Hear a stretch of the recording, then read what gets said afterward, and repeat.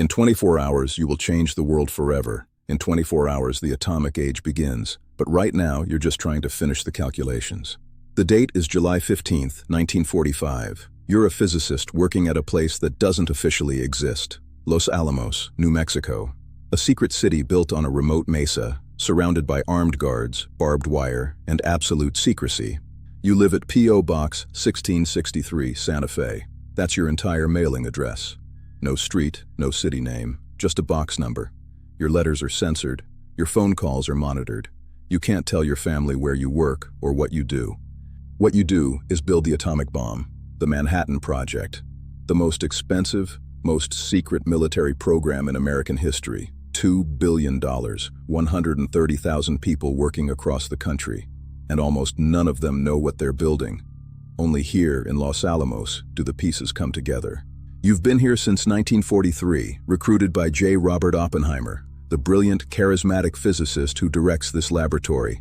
He handpicked the best scientific minds in America, Nobel Prize winners, theoretical physicists, engineers, mathematicians. Many are refugees from Nazi Europe who understand exactly what's at stake. If Germany builds an atomic bomb first, the war is over. Hitler wins.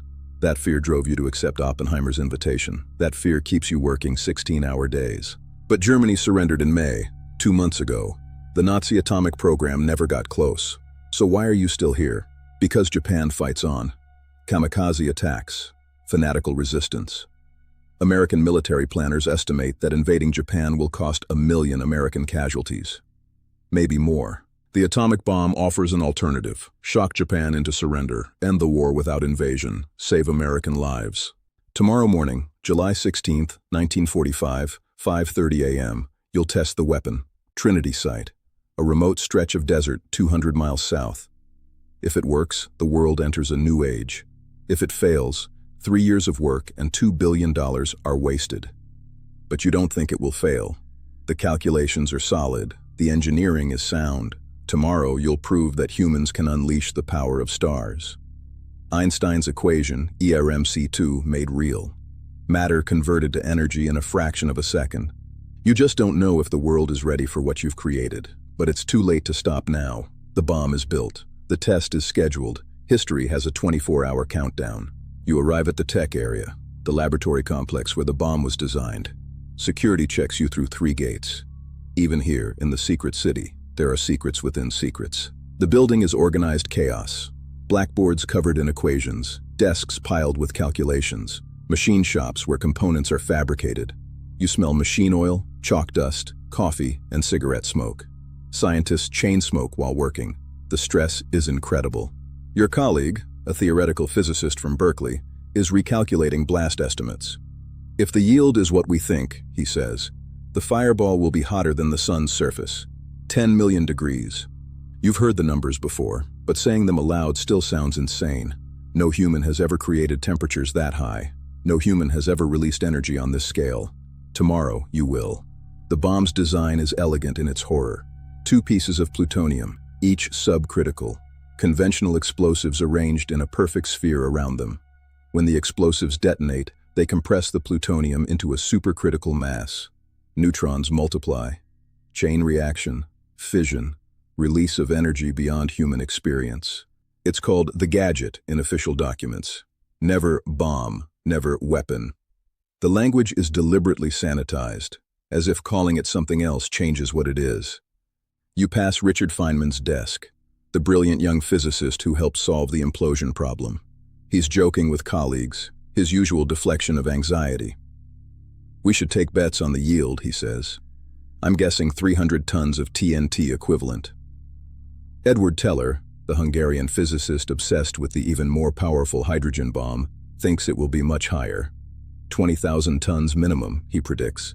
Oppenheimer's official estimate, 5,000 tons, but nobody really knows. This is physics at the edge of theory, past what can be predicted with certainty. A darker worry circulates. What if the bomb ignites the atmosphere? Early calculations suggested nuclear fission might trigger a chain reaction in atmospheric nitrogen. The entire atmosphere burns. All life on Earth dies. Further calculations proved it impossible. Probably, almost certainly. The risk is near zero, not absolutely zero. Tomorrow you'll find out, and if the calculations are wrong, there won't be anyone left to realize the mistake. The mood is tense, excited, terrified.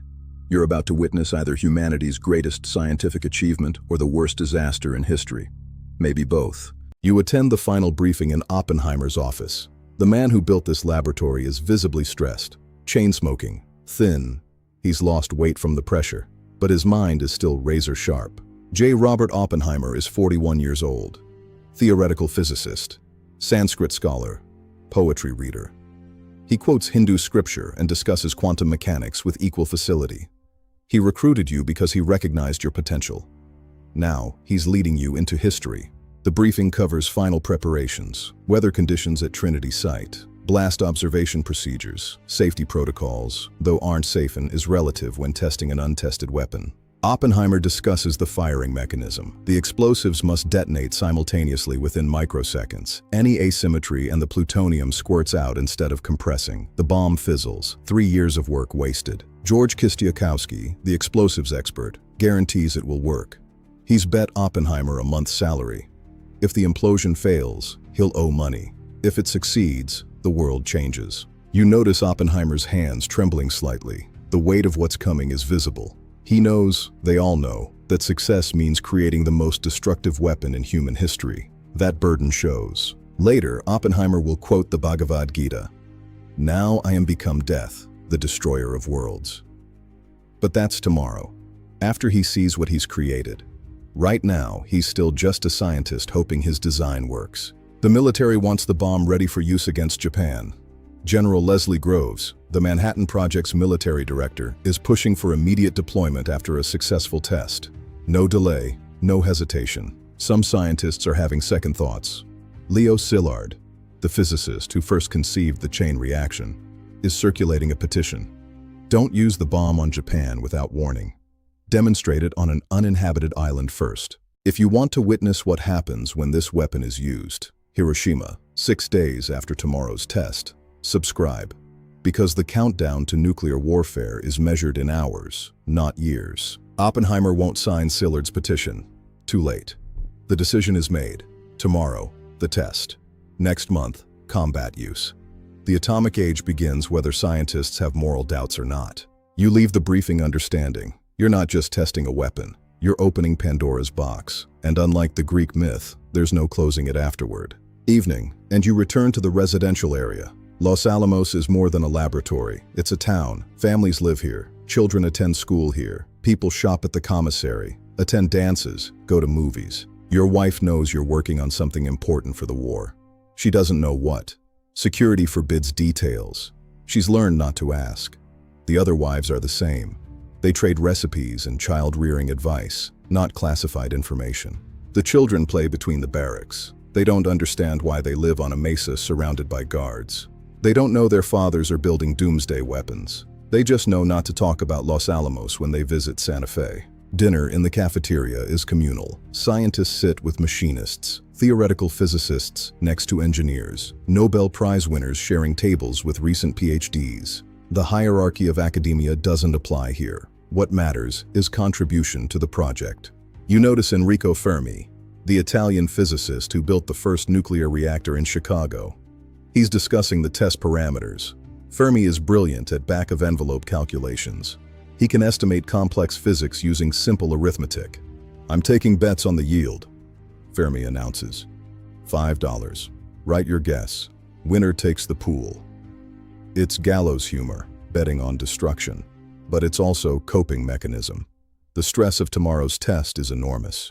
Joking helps. Some can't joke. You see a young physicist sitting alone staring at his food. The moral weight is crushing him. He volunteered to help defeat Nazis. Now Germany is defeated and he's building weapons to use on Japan. Was this worth it?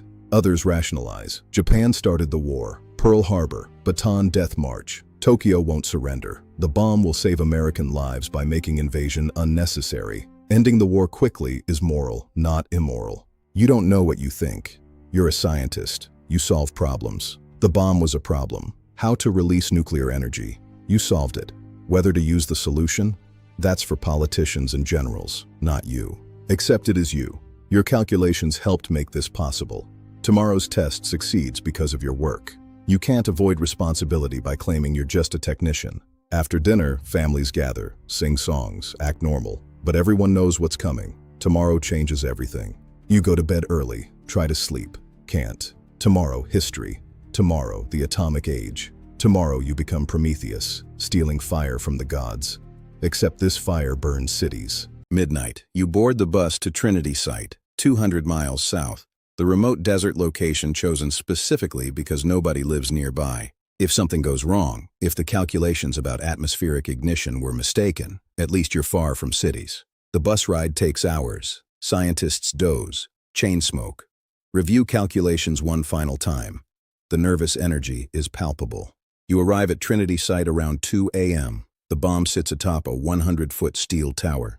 The gadget, except seeing it physically, the metal sphere, the cables, the detonation mechanism, makes it real in a way blueprints never did. This is a weapon. This will kill people. Not today. Today it destroys desert sand. But soon. Hiroshima is already selected. The targeting committee chose it. A city of 350,000 people, most of them civilians. You push the thought away. Focus on the test. That's your job. Make sure the physics works. The morality is someone else's problem. The observation bunkers are 10,000 yards from ground zero. Concrete and earth, supposed to protect observers from the blast. Supposed to. Nobody knows for sure. This is all theoretical until it happens. Oppenheimer arrives. Looks haggard, hasn't slept. He checks and rechecks the firing mechanism. The bomb must detonate at exactly 5:30 a.m. Dawn. Symbolic timing. Weather is a concern. Storms rolled through yesterday. If conditions aren't right, the test delays. But delays mean explaining to General Groves why $2 billion isn't producing results. Delays mean political pressure. Delays are unacceptable. The meteorologist reports, weather is clearing. Test can proceed. 4 a.m. Final countdown begins. Technicians make last adjustments. Soldiers evacuate the tower area. Everyone retreats to bunkers or observation points. You're issued dark welder's goggles for protection against the flash. Even at 10,000 yards, looking directly at the fireball could blind you. That's how bright this will be. 5 a.m. 30 minutes. You watch the tower through a periscope. The bomb is lit by searchlights. Looks almost peaceful.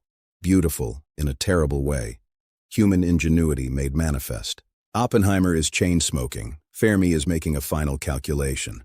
Someone starts a recording device. This moment must be documented. You think, in 30 minutes the world changes. In 30 minutes the atomic age begins. In 30 minutes humanity gains the power to destroy itself. No going back, no pause button, no second thoughts. The countdown continues. 5:29, 45, 45 seconds. The intercom crackles. All personnel, final safety checks. Last chance to abort. Nobody aborts. Too late. Too much invested. The world holds its breath. And you realize, tomorrow's history books will mark this moment, the moment before. The last minutes of the pre-atomic age.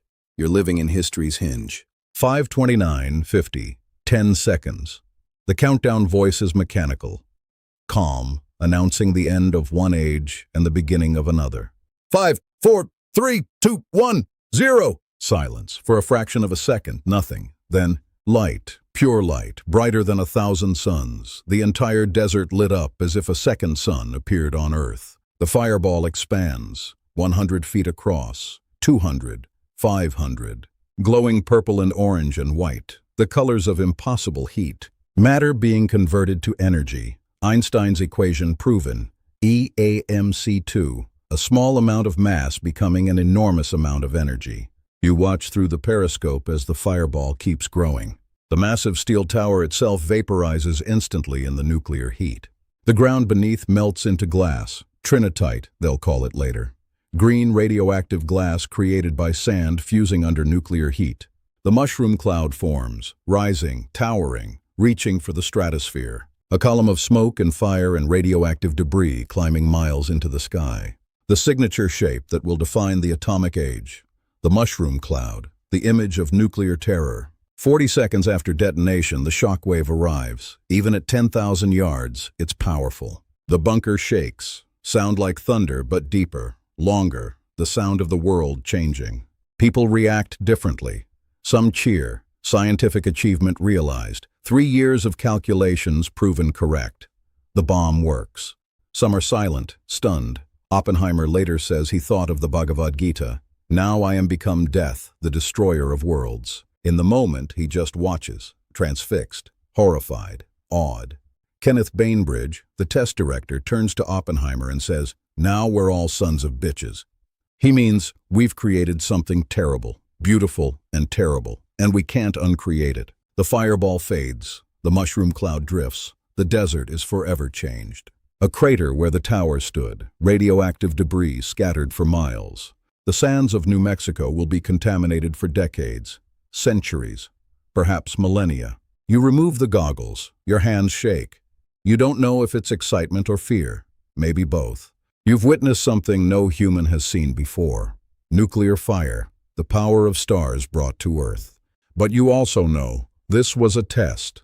Empty desert, no cities, no people, just physics, just proof of concept. In 3 weeks, this weapon will be used on Hiroshima. 80,000 dead instantly, more from radiation. Then Nagasaki. Then Japan surrenders. The war ends. Mission accomplished. Was it worth it? You don't know. Ask again in 50 years, in 100. See if humanity survived its own cleverness. For now, the test succeeded. The bomb works. The atomic age has begun, and there's no going back. For now, the test succeeded. The bomb works. The atomic age has begun, and there's no going back. Dawn fully breaks, the mushroom cloud still visible on the horizon. You board the bus back to Los Alamos. Nobody speaks. What is there to say? You created the most powerful weapon in human history. You proved nuclear fission works. You ended the war, or will, in 3 weeks when Hiroshima and Nagasaki forced Japan's surrender. But you also opened Pandora's box. Nuclear weapons will proliferate. The Soviet Union will build their bomb by 1949. Britain, France, China. Eventually, 9 nations will have nuclear arsenals. The Cold War will be defined by this moment. Mutually assured destruction. MAD. The acronym is appropriate. 2 superpowers holding humanity hostage with weapons that could end civilization. Born here. Today. Trinity. Some Manhattan Project scientists will spend the rest of their lives fighting nuclear proliferation. Oppenheimer will lose his security clearance for opposing the hydrogen bomb. His reward for building the atomic bomb, being deemed a security risk when he questions building an even worse one. Others will continue weapons work. Edward Teller will champion the H-bomb, the weapon 1,000 times more powerful than what you just tested. Why? Because once you start, stopping feels like surrender. The atomic bomb saves lives. The estimates of American casualties from invading Japan range up to 1 million. Hiroshima and Nagasaki killed 200,000. Grim arithmetic, but real. It also threatens all life. Nuclear war could end human civilization. The weapons you helped create have that power, and once created, they can't be uninvented. Los Alamos will continue as a weapons laboratory. Today, Los Alamos National Laboratory still designs nuclear weapons, still operates, still carries the legacy of what started here. But also, nuclear power, medical isotopes, peaceful uses of nuclear fission. The same physics that destroys cities can also power them. Light homes, cure cancer. The technology is neutral. Humans choose how to use it. You don't know how history will judge this moment. Humanity's greatest scientific achievement, most dangerous mistake. Both. Future generations will debate. What you know, you were there. July 16, 1945, 5:30 a.m. Trinity Site. The first atomic explosion. The birth of the nuclear age. You live with that. Some days you're proud. You helped end the war, save lives, demonstrate human ingenuity at its peak. Other days you wake up terrified. You helped create weapons that could end the world. That burden never leaves. The bus reaches Los Alamos. You'll file reports, celebrate, process data, work on the next bomb, the one for Hiroshima. Business as usual. Except nothing is usual anymore. The atomic age has begun, and you helped birth it, for better or worse, for all human history that follows. This is your legacy. Cliffhanger ending. In our next journey, we'll witness the consequence. Hiroshima, August 6, 1945. The first atomic bomb used in warfare. The moment the world learned what Los Alamos created.